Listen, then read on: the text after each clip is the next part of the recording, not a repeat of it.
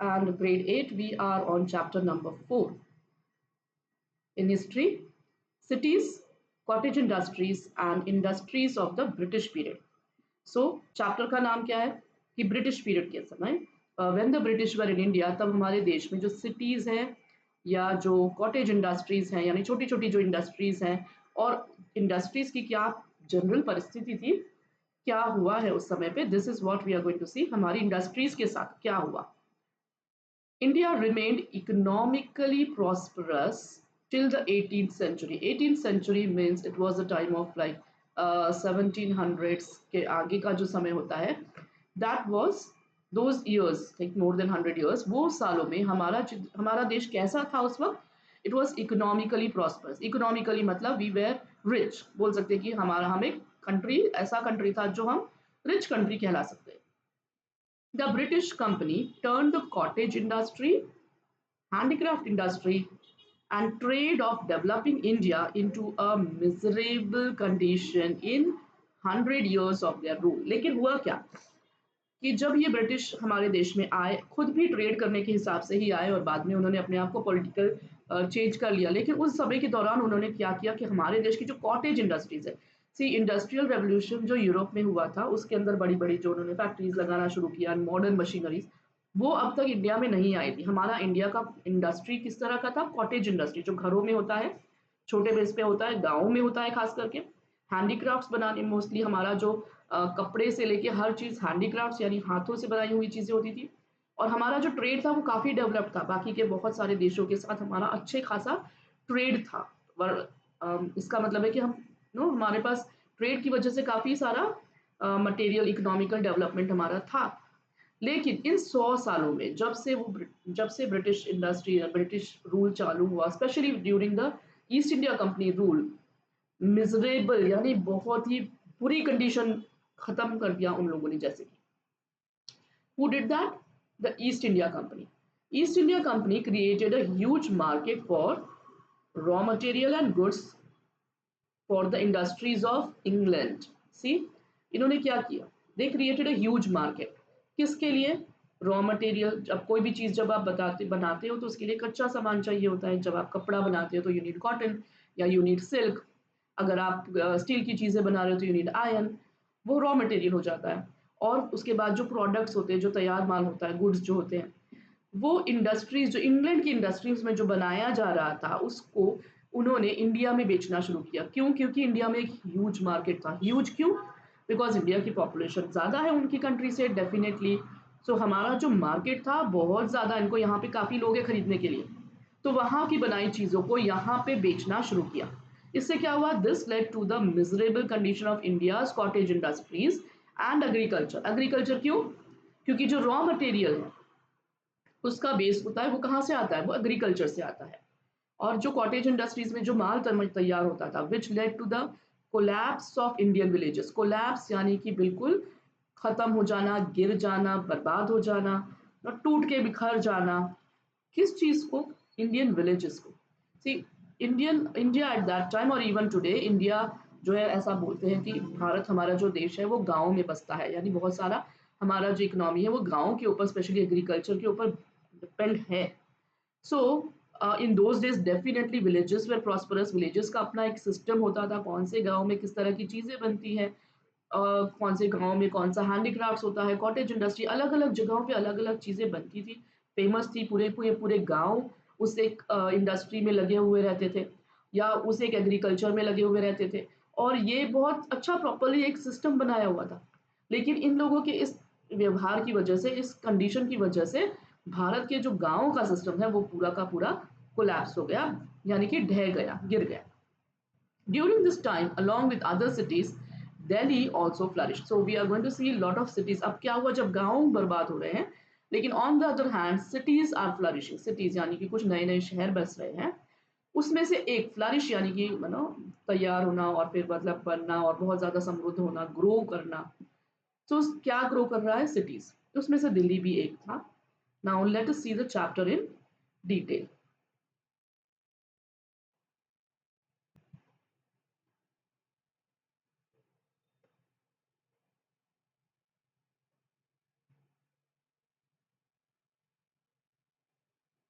Transformation of old cities and establishment of new cities. Transformation, change, बदलाव किस चीज का?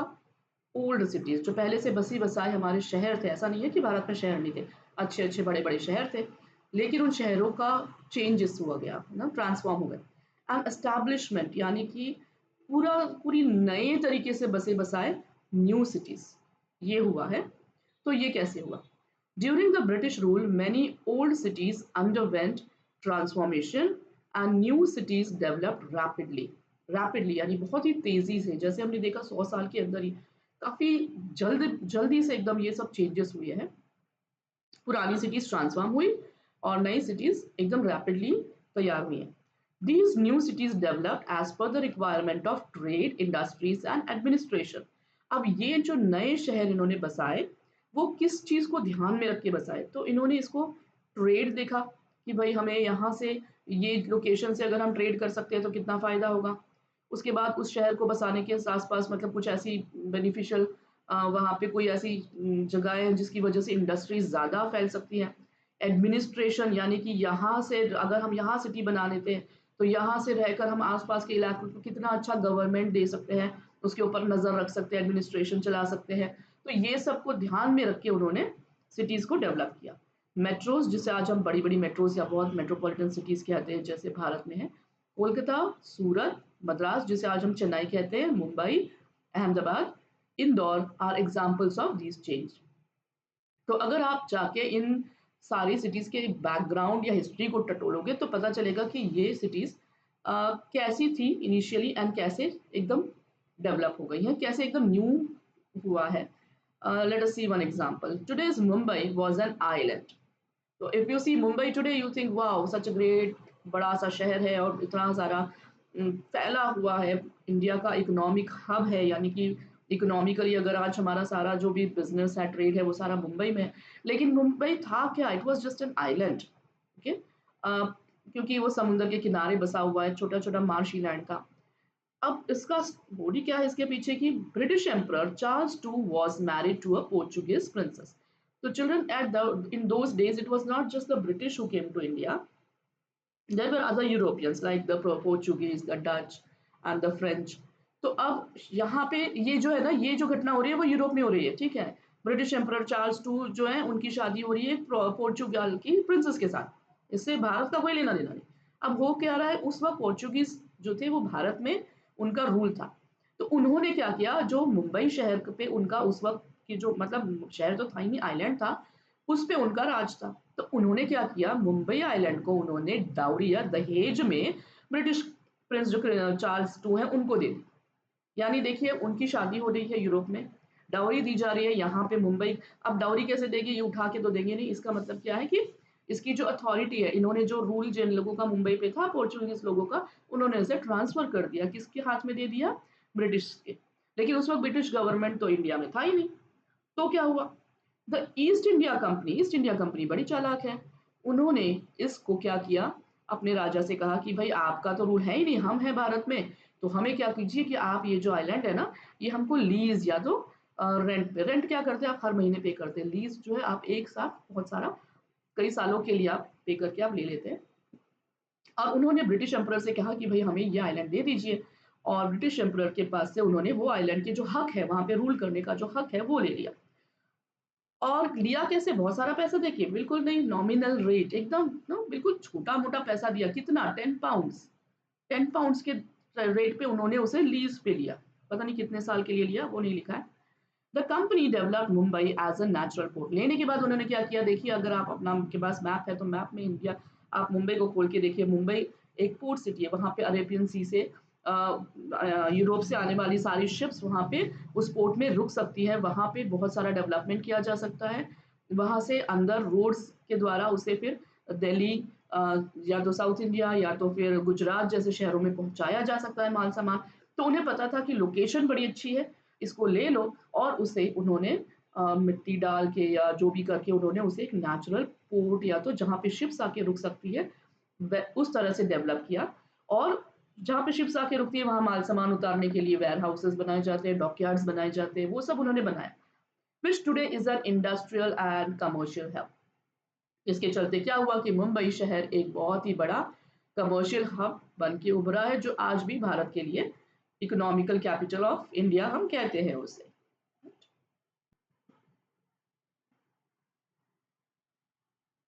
सेम वे अब एक और सिटी की हिस्ट्री है यहाँ पर, let's see that.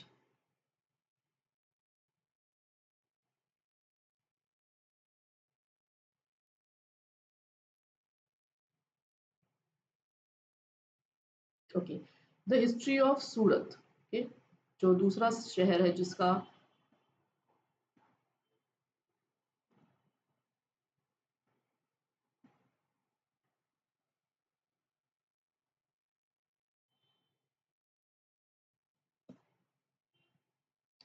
The history of Surat, okay now, is varied, interesting and exciting.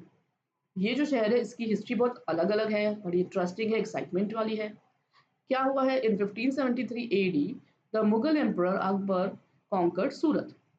Surat was an important commercial center of western India during the Mughal period. उस वक्त मुंबई नहीं था, ये देखिए ये बात जो हो रही है 1500 की है, और मुंबई तो 1700 के बाद उन्होंने धीरे धीरे डेवलप किया, मुंबई डिडंट एग्जिस्ट। तो फिर अरेबियन सी से आने वाली जो शिप्स थी इंडिया में, जो ट्रेड चल रहा था वो कहाँ पे हो रहा था, वो सूरत में हो रहा था। ओके, तो उस वक्त Surat was an important commercial centre के वेस्ट साइड के इंडिया में, जो अरेबियन सी से आने वाली, जो दूसरे देशों से आने वाली बड़ी बड़ी शिप्स थी जो ट्रेड के लिए आती है, जो साउथ इंडिया के बाद सीधा जो जहां रुकती थी वो सूरत था। तो मुंबई के बदले हमारा जो मेन कमर्शियल सेंटर था वो सूरत था। Surat was an international port, international port था उस वक्त, मतलब बाहर से देशों से आने वाली बड़े बड़े शिप्स सूरत में रुकते थे।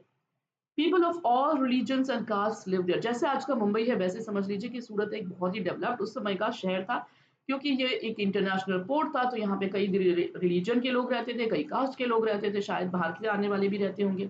At this time Surat was famous for zari work done on clothes. देखिए सूरत आज भी कपड़ों के लिए फेमस है, लेकिन उस वक्त क्या होता था, क्लोथ्स पे जो हाथ से जरी का काम किया जाता था वो बहुत ज्यादा होता था। अब तो सूरत में टेक्सटाइल्स है जो मॉडर्न है, लेकिन उस वक्त it was a cottage industry. The first fort was established here by the British in 17th century। जब ब्रिटिश यहाँ आए तो इस शहर में उन्होंने सबसे पहले एक फोर्ट बनाया, यानी कि एक किला बनाया। सूरत हैड वेयर हाउसेस बड़े बड़े गोडाउन्स होते हैं जहाँ पे जो माल आता है शिप से वो उतार के उसे स्टोर किया जाता है, and factories of the Portuguese. तो उस समय तक मुगल एम्परर जो थे उन्होंने वो पहले थे उस, लेकिन उसके बाद जो सूरत के ऊपर उस वक्त जो रूल था वो पोर्चुगीज का था, डच का था और ब्रिटिश का भी था, मतलब बारी बारी से during that time. Even today Surat is an important industrial and commercial centre. तो भले आज सूरत में हम ये नहीं देखते कि बड़ी बड़ी शिप्स आके रुकती है, it is no more an international port, but फिर भी सूरत में भी आज हमारी बहुत सारी इंडस्ट्रीज हैं, and it is still today a commercial centre, but not to the level कि जब वो उस समय जो उसकी मतलब जैसे मुगल एम्परर के टाइम पे जो उसकी एकदम शान थी सूरत की, वो थोड़ी कम हो गई क्योंकि यहाँ पे मुंबई डेवलप कर दिया गया। In the same way a fort was established at Masulipatnam on the east coast. ये ईस्ट कोस्ट की बात हो रही है, यानी कि जैसे ईस्टर्न साइड ऑफ इंडिया में, यहाँ पे अगर आप नीचे देखेंगे नीचे की साइड में है Masulipatnam. Afterwards, the British established Fort St. George in Madras in 1640। Madras या उसे तब मद्रास कहा जाता था, आज उसे हम चेन्नई कहते हैं। ये भी एक आइलैंड जैसा ही था और इसे भी डेवलप किया गया है इस रूप में जैसा कि आज है। It did not exist like that, right. So ये दो सिटीज का हमने हिस्ट्री देखा कि किस तरह से एक जो सिटी था जो इंटरनेशनल लेवल पे था उसको डाउन कर दिया गया, और जो बिल्कुल एक आइलैंड था उसको बढ़ा के एक आज के ज़माने में हम वो एक इंटरनेशनल पोर्ट बन गया, राइट। सो एक सिटी को डाउन किया, एक को अप किया, और फिर ये मसूलीपट्टनम या जो इस साइड पे इसको मद्रास की तरह से उन्होंने डेवलप किया।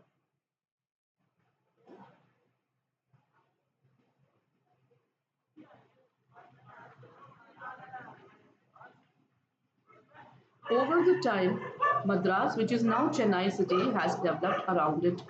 ओके, जो हमने वो देखा मसूलीपट्टनम, उस जगह के आसपास उन्होंने एक फोर्ट बनाया और उस जगह के आसपास फिर उन्होंने बस्तियां बनाना शुरू किया, लोगों को बसाना शुरू किया, और धीरे धीरे डेवलप करने के बाद आज वो जो सिटी है उसको हम मद्रास या तो बड़ा सा एक चेन्नई सिटी के नाम से जानते हैं। इसी तरह से इन्होंने ईस्ट इंडिया में और क्या किया, 1698 एडी में British got the land ownership of 3 villages. सिर्फ 3 गाँव का उनको ओनरशिप मिला था। ये आपने अपने लास्ट चैप्टर में भी देखा है। अब इन गाँव का नाम क्या था, सतनती, कालीघाट एंड गोविंदपुर, ये 3 गाँव थे। The company built a fort there. अब उन्होंने पहले सबसे पहले क्या किया, फोर्ट बनाया।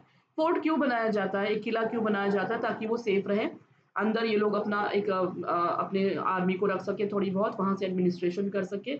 और जब गांव के लोगों को लगने लगता है कि अब यहाँ पे एक फोर्ट है, यहाँ हमें डिफेंस मिलेगा, यहाँ हमें ट्रेड करने की अपॉर्चुनिटीज मिलेंगी, तो लोग वहां पे बसने लगते हैं। एंड एस्टैब्लिश्ड अ कॉलोनी, वहां पे उन्होंने कॉलोनी या एक कुनबा या तो जहाँ पे लोग आके रहते हैं वो बसाया, और उसका नाम दिया fort William.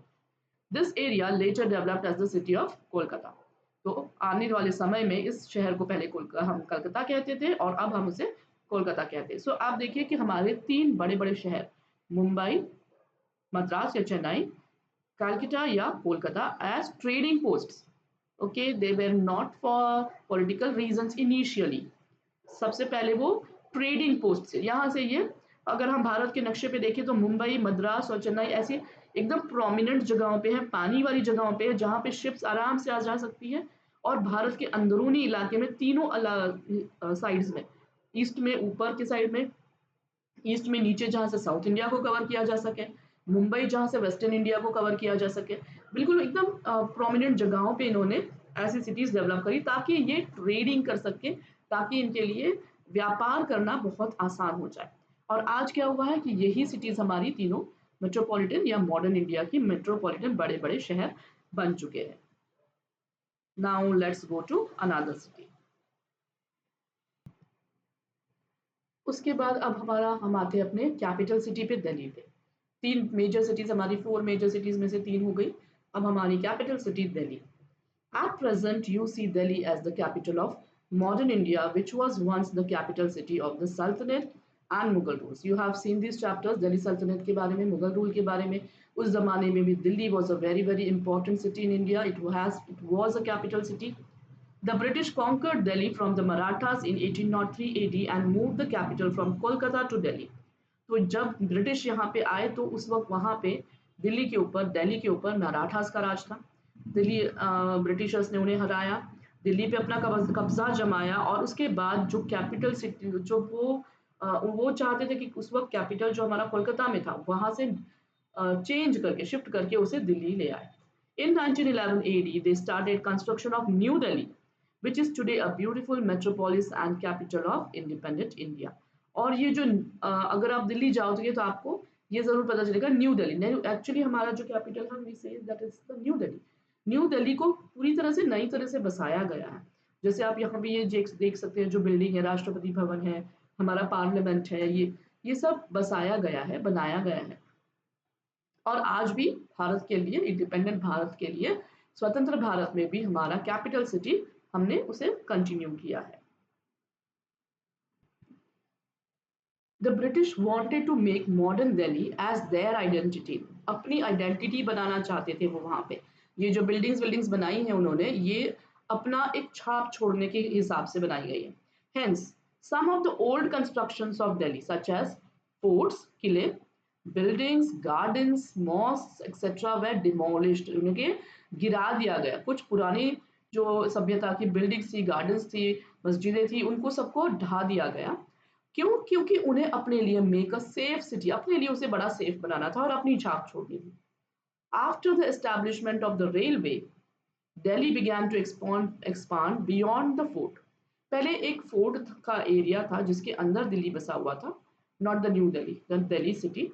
But later on railways introduce हुआ, उसके उसकी वजह से लोगों का, रेलवेज इंट्रोड्यूस होने से क्या होता है कि लोग काफ़ी सफ़र करने लगे, ट्रैवल करने लगे, आने जाने लगे, तो अब शहर बड़ा होने लगा।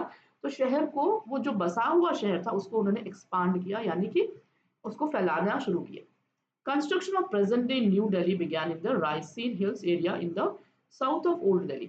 ओल्ड दिल्ली शहर जो बसा हुआ था उसके साउथ में, मान लीजिए कि ये ओल्ड दिल्ली सिटी है, फोर्ट है, उस इलाके के वहाँ पे साउथ में जो एक इलाका था जो खाली था, ओके, वहाँ पे थोड़ा हिली एरिया था, उधर वहाँ पे उन्होंने न्यू दिल्ली का कंस्ट्रक्शन चालू किया।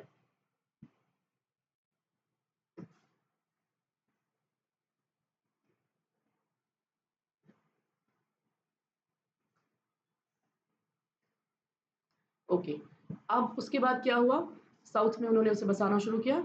ये दो इंसान sorry architects Edward Lutyens and Herbert Baker were entrusted, उनको सौंपा गया with the design work of New Delhi. New Delhi जो बिल्कुल था ही नहीं, सिर्फ मैदान था, ये आर्किटेक्ट से बहुत फेमस थे। उन्होंने उनको काम सौंपा गया कि भाई आपको एक नया शहर बनाना है जिसका नाम हम न्यू दिल्ली रखेंगे और उसमें इस तरह की बिल्डिंग्स और इस तरह का सब स्ट्रक्चर होना चाहिए, प्लान होना चाहिए। In New Delhi the viceroy's house, now Rashtrapati Bhavan, इस जिसे आज हम राष्ट्रपति भवन कहते हैं, उस जमाने वो किस उसके उसे इंडिया के राष्ट्रपति भवन के हिसाब से नहीं, लेकिन भारत के जो वॉइसरॉय होते थे, जब ब्रिटिश यहाँ पे रूल करते थे तो जो उनका जो मेन पर्सन यहाँ पे भारत में होते थे उन्हें वॉइसरॉय कहा जाता है। तो उनके लिए ये भवन या उनके लिए ये बिल्डिंग बनवाई गई। उसके बाद उन्होंने राजपथ मार्ग, जहाँ पे आज 26 जनवरी की परेड होती है, गवर्नमेंट एडमिनिस्ट्रेशन बिल्डिंग्स, क्योंकि दिल्ली को एक कैपिटल बनाना था तो वहाँ से ही सारी मिनिस्ट्रीज, वहीं से सारा एडमिनिस्ट्रेशन पूरे देश का होना था, तो वहाँ के लिए उनके मिनिस्टर्स के रहने के लिए बंगले बनाए गए, उनके ऑफिस बनाए गए एंड द सेक्रेटरीट, यानी पूरा एडमिनिस्ट्रेशन के हिसाब से ये ढांचा बनाया गया। It took almost 20 years to build new Delhi. New Delhi शहर को एस्टैब्लिश करने के लिए उन्हें 20 साल का समय लगा। लेट्स सी, थोड़ा बहुत हम ओल्ड दिल्ली के बारे में भी देखते हैं। Let's check out, know this, learn about old Delhi.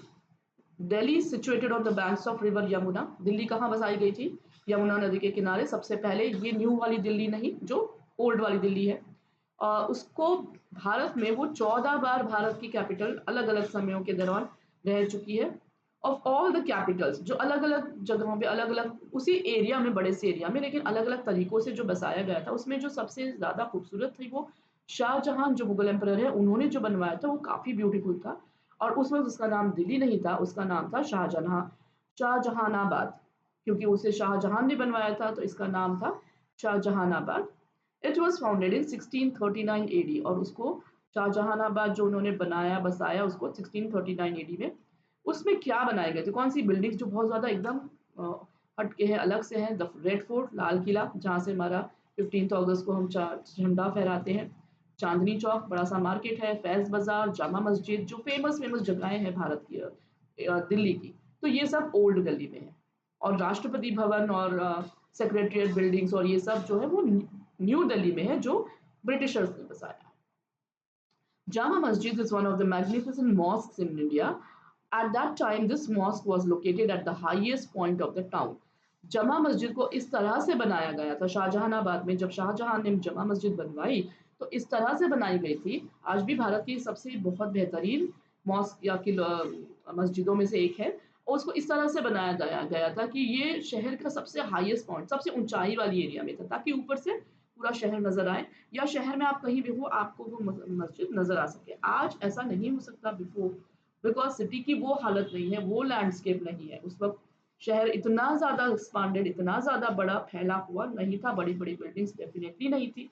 तो उस ज़माने का जो रंग रूप था बिल्कुल अलग था। तो उस हिसाब से जमा मस्जिद उस समय में ऊंचाई के स्थान पे आराम से सबको दिख सके, इस तरह से शाहजहां ने बनवाई थी।